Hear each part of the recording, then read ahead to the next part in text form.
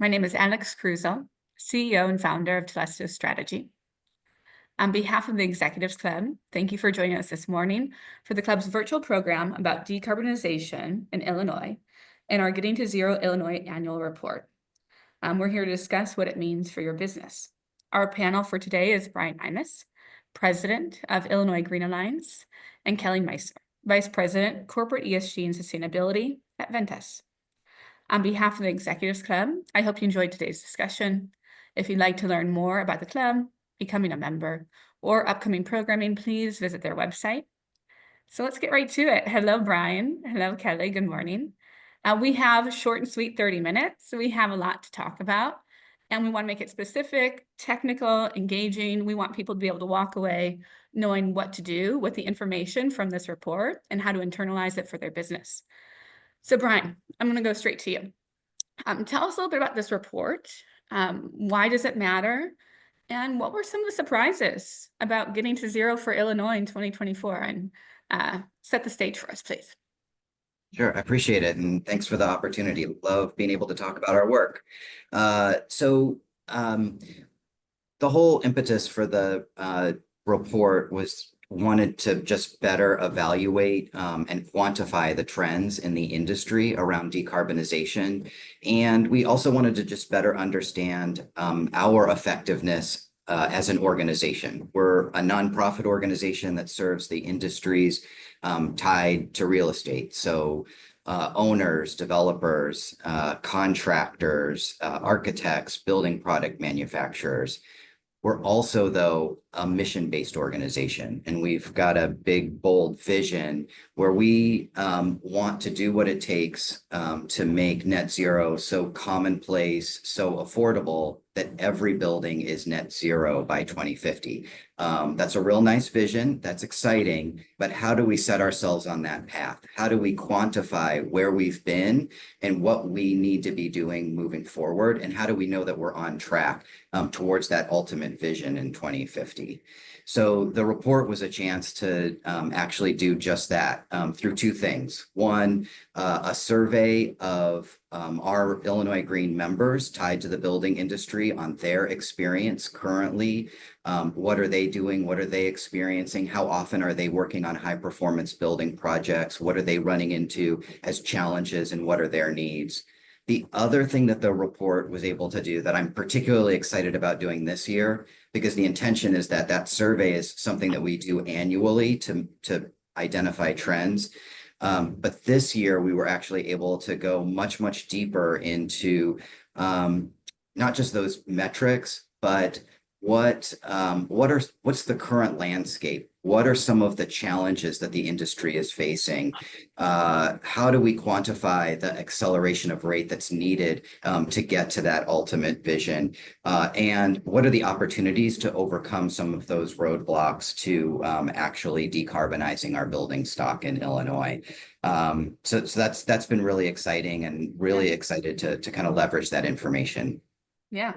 Well, walk us through what was the top challenge? And then are we going fast enough? You know, you talked about both those things. So maybe two quick follow-ups and then we'll get to Kelly's thinking on it. Yeah, so not necessarily surprising results, but it was great to be able to, for the first time, really leverage data to understand how fast have we been going since 2005. So over the last 20 years, we've been able to decarbonize 382 million square feet of building stock in the state. That's exciting. It's great to see the trend line and how fast that's going and what we can learn from that. But we have a long way to go. We need to decarbonize another 1.6 billion square feet here in the state. So what's the acceleration rate that needs to happen? We need to be going 3 times faster in decarbonizing buildings moving forward than we have in the past. What I'm excited about that data point is how can we leverage that to inspire and encourage action in the industry? Yeah. Well, thank you for sharing some of those highlights. Our teams working together on it was illuminating for us as well, because we hear some of those challenges from our corporate partners. And Kelly, I think this is the perfect time to bring you into this. You're obviously here in Chicago, Illinois. Ventus is a big, big name in the space, and you in particular are seen as a national leader in decarb and sustainability for the built environment.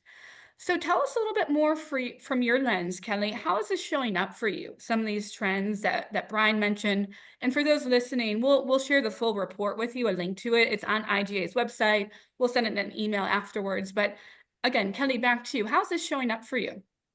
Yeah, sure. As Alex mentioned, so Ventas, we're a publicly traded healthcare REIT, real estate investment trust. We're one of the leading owners of seniors housing and also outpatient medical buildings and research and life science assets. And our portfolio, as Alex mentioned, is all across the US and Canada. And we have some assets in the UK. We have about 1,400 assets total, 100 million square feet, give or take. And about 80 of our assets are in Illinois, and about half of those are in the Chicago MSA, which is actually one of our top MSAs from a net operating income perspective. So we have a big presence in Illinois. And I thought the report, the Getting to Zero report, was really interesting and reflected a lot of the challenges that we see. How do you pay for decarbonization? How do you do it in a timely manner? How do you take advantage of incentives? I think the real estate industry, the built environment owners of real estate have historically taken kind of a one-off approach to decarbonization. Like, oh, let's do LED lighting. Let's look at, energy efficiency in this one building that's a big energy hog. I think, and Brian talked about, we need to go faster at this. We need to start doing it at scale. And so what we've done, we have a goal to achieve net zero operational carbon, so scopes 1 and 2 by 2040. And our objective in doing that is to really do it faster and at scale across about our 900 or so operational assets. And to do that, one of the key things that we've done is starting to incorporate decarbonization into our routine capital planning.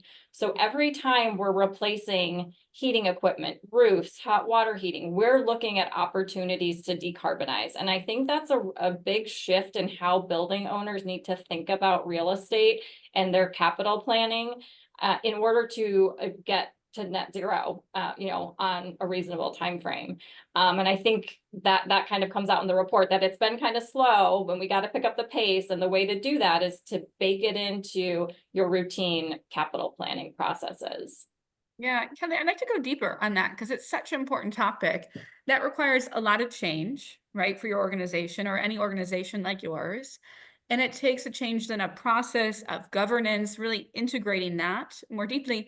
How did you get there? If you don't mind sharing, what was that? I don't think it happens overnight, right? No. I mean, it took a good year and it's still a work in progress. So we first developed decarbonization roadmaps for all of our operational assets. So it's currently we have about 900 roadmaps. And these are also laid out. We just published our corporate sustainability report, which is maybe a good ancillary document to the Getting to Zero report that's on our website. And we lay a lot of this out, but we developed these individual roadmaps for our assets that first, they do follow when we think equipment needs to be replaced. So we're not looking to replace equipment earlier before the end of its useful life. So that's another consideration in the timing. You're gonna have to wait probably to decarbonize some assets or certain aspects of certain buildings until equipment is ready to be replaced. So you got to get started now so you don't miss an opportunity to decarbonize. But we spend a lot of time, we use a lot of third-party operators for our seniors housing and outpatient medical portfolios. And we spend a lot of time working with them, engaging with them on here's what decarbonization looks like. When you replace your roof, we need to be looking at adding insulation. When you're replacing heating and cooling equipment, we need to look at heat pumps, regardless of your environment. And we can talk a little bit more about heat pumps in a bit. Hot water heating, we want to try to use heat pumps for hot water heating, making sure that we have double pane windows in all of our buildings. LED lighting, of course, that's kind of basics, and we've done that in most of our portfolio already. So these kind of building blocks of decarbonization, making sure that they are built into a roadmap for each of our assets. And then the critical piece, as I mentioned, making sure it's baked into the routine, the annual capital planning process. So my team is now working with our asset management team and our operators. We're working side by side as we do capital planning and budgeting. and making sure that we're budgeting for, and this was also coming out in the report, the incremental cost of decarbonizing. Putting in a heat pump can be more expensive than what you would typically if you just replace with like gas powered equipment. And so we're budgeting for that. We're making sure that we're making smart business decisions. Sometimes if the cost is prohibitive, we have to wait. We're going to have to get it on the next cycle and hope that things are a little bit cheaper, or, you know, the cost structures have changed, and, you know, pick it up on the next time. But we're baking that in incremental capital into our budgets so we can execute on it. Yeah, fantastic. Well, there's a lot we can go deeper in, but let's stay a little bit then on the cost piece, right? Because this came up as the top challenge, and there's a lot of sort of components and texture to that, to getting decarb done on time, right? We're not going fast enough. That's one of the takeaways, and there's many different roles to play. Brian, what would you add? You know, IGA, walk us through, right? You have architects, you have developers, you have people sort of from many sides of the built environment. When they talk about, you know, finding ways to reduce costs associated, making sure that capital planning has a long-term enough horizon, right? So they can see the return over the long term. Tell us a little bit more. How are your members dealing with this question of cost efficiency? Yeah, and this is a huge question that's blown up for our members. In fact, I think of it that for a number of years, a lot of the attention was being paid to what are the new innovative technologies, a lot that Kelly was speaking to. Now the conversation is turning to that financing question. And while the report found that among those in the industry, the top challenge or roadblock is around financing, this is the place where I am most optimistic, because things are changing so dramatically and so quickly, and the opportunities for new funding and financing are happening so quickly. I may even overstate it and say for a number of years, the challenge was having the type of financing and funding to be able to do these projects. Now we're to a place where, thanks to a lot of policy changes, responding to the demand for climate policy, there is a lot of new financing out there. The challenge is making sure that those in the industry know how to tap into that financing and funding in really innovative ways. So a couple of examples. Right now, thanks to the state's climate law, the Climate and Equitable Jobs Act, it actually created a climate bank that is managed by the Illinois Finance Authority. And that's doing two things. It's leveraging a lot of the new money that's available at the federal level and making sure that it gets to industry partners in really meaningful ways. But it's also thinking about how to use that money to leverage private capital for these types of projects. And just over the last 2 years, the Illinois Finance Authority and the Climate Bank has been able to leverage for Illinois decarbonization projects over $250 million in private capital. That's really, really exciting. And there's much more that's going to be available, a lot of different types of financial products that are going to be available through the Illinois Finance Authority. I think one of the challenges is how do you support those in the industry to know how to tap into those resources? Exactly. How do they know it matches with the types of projects they're doing that Kelly is talking about? Yeah, well, it's a question that we see show up quite a bit in our work as well at Telesto. Our partners saying, well, how do I tap into these incentives, knowing that they exist at different jurisdictional levels for different types of projects, for different types of technologies? Brian, do you have sort of an elevator pitch for those on the call here? How can, you know, again, pick a name here from our list. If they want to tap into these incentives, how would you guide them? What's the first thing they should do?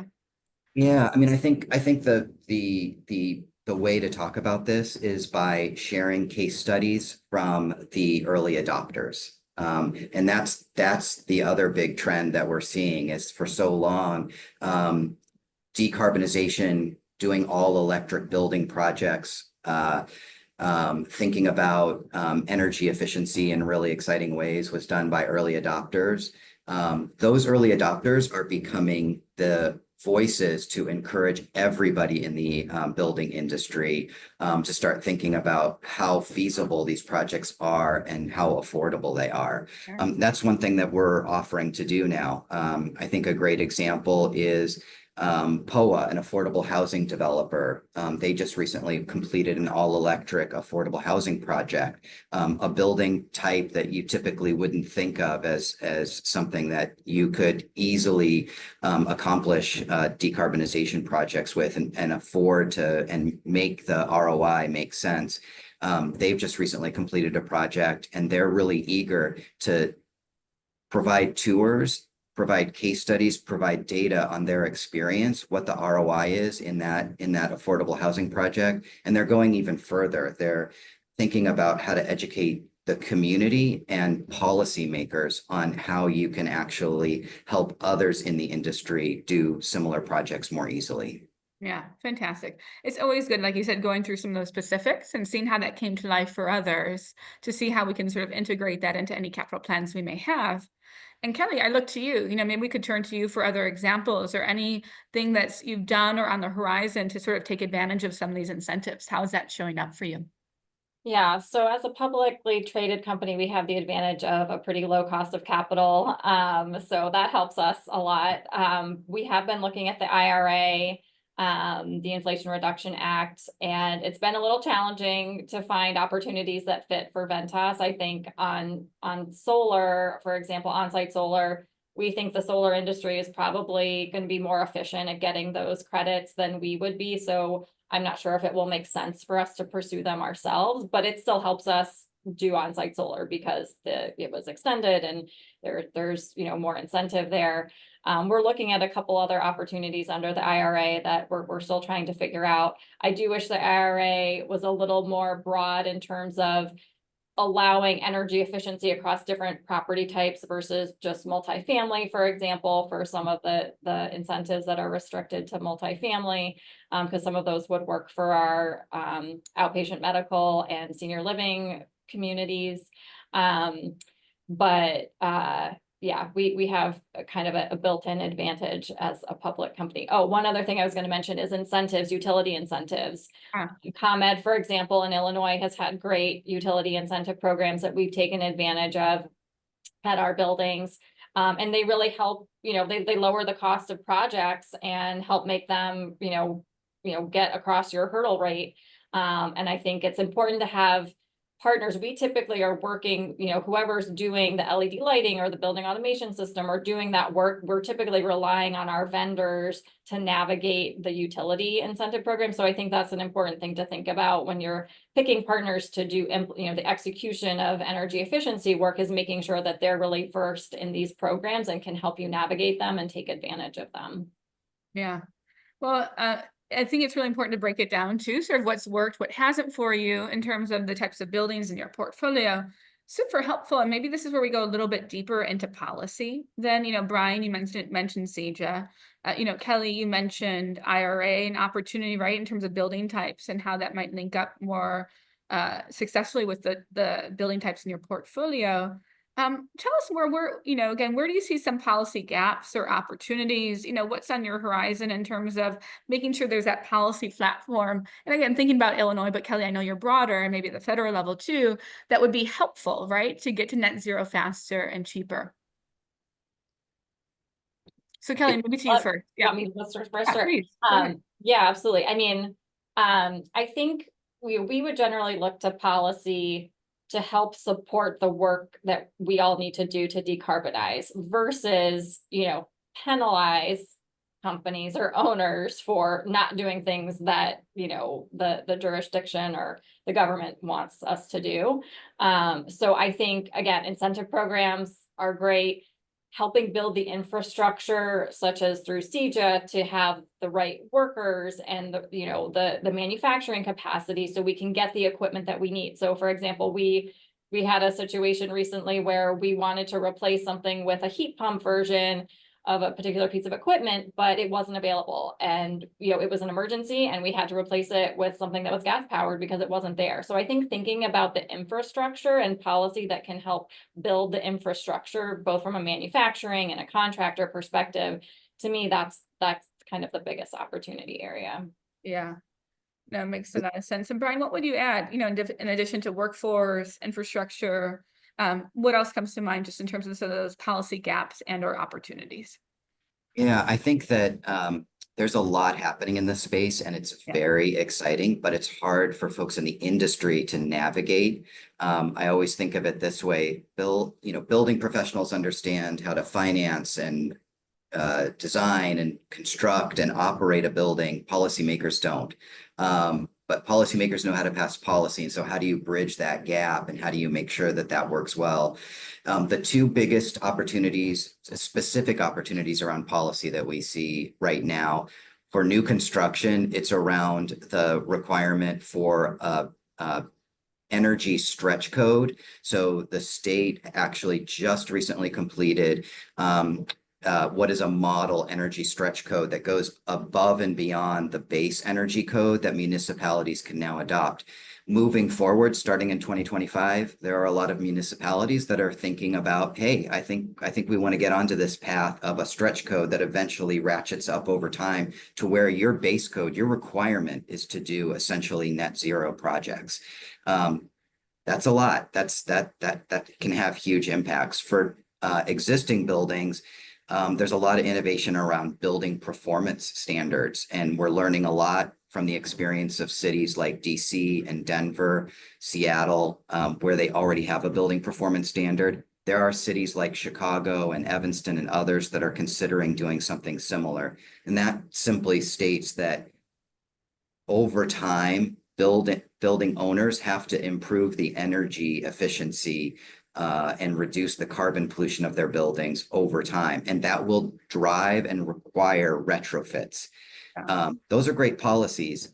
I think that the rub or the challenge is around implementation. How do you make that go well? How do you do it in a way so that there isn't so much frustration from within the industry? And I think there are a lot of opportunities to see how that can go well.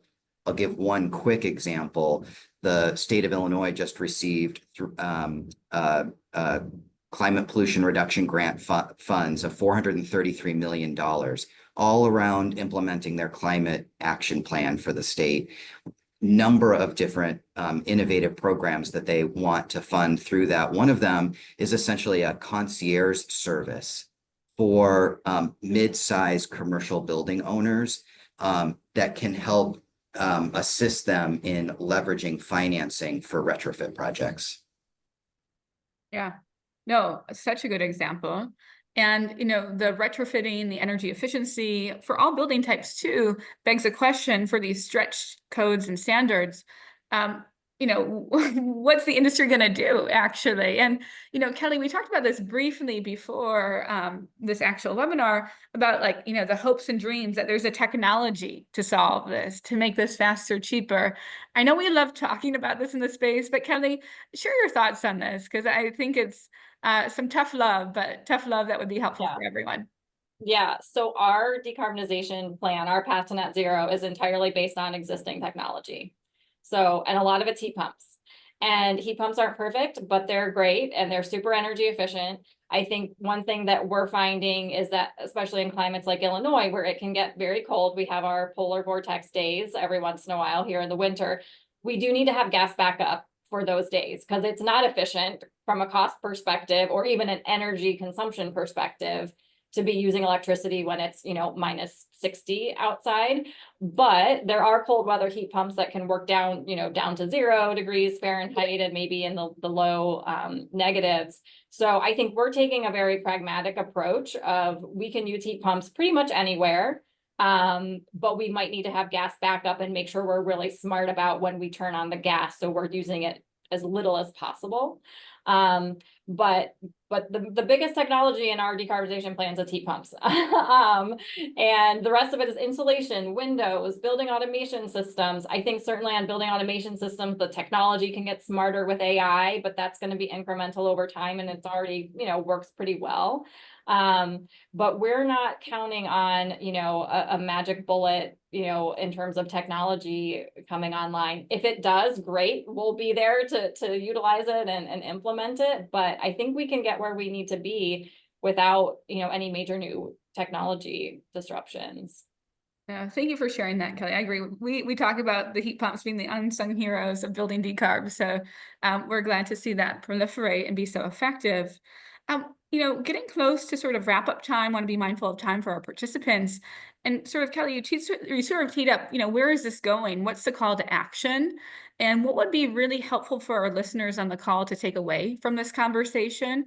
Whether it's the short term, like what are some of these low-hanging fruit things they can get off the ground now, or sort of in that longer run. So I'll give you each a few minutes just for those final thoughts. So Brian, to you first, and then I'll go back to Kelly. Yeah, a couple of quick thoughts just on where I think folks in the industry, what they should be doing right now. First and foremost is finding those opportunities to get the resources and the help that they need, because this space is evolving so quickly. And one great resource is the Building Energy Resource Hub. It's a new program that is intended for those in the industry who want to understand how heat pumps work. Where can I go to find the right contractor that has the expertise, along with also understanding financing. The Illinois Finance Authority is actually a partner of that project. Second, I would really encourage folks in the industry to connect with elected officials, not to advocate for policy, but to share their experience and what they need to be more effective. And then finally, I just make a plug to attend some of our education programs. To Kelly's point, our most popular webinar we ever hosted in the last 2 or 3 years was around heat pumps. So that's available on our website. Fantastic. Thank you, Brian. That's Kelly, great. what would you add? Yeah, so I would say, kind of going back to what I talked about at the beginning, trying to integrate decarbonization into your routine capital planning processes. Any building owner, whether you're a real estate company or a company that owns buildings, or an organization that owns buildings or leases buildings, is having to replace equipment, replace roofs, replace, heating and cooling equipment, replace windows, and making sure that your organization has decarbonization built into those decisions, which is not easy to do, but you can start doing it. Even take a project and even if you can't actually do the heat pump version, at least plan it and figure out who could you work with on it, figure out the pricing so that the next project that comes along, you're ready to potentially execute on that.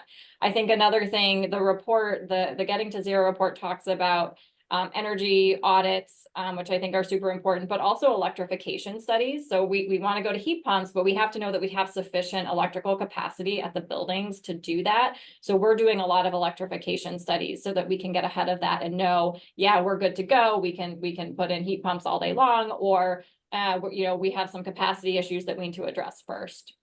Yeah.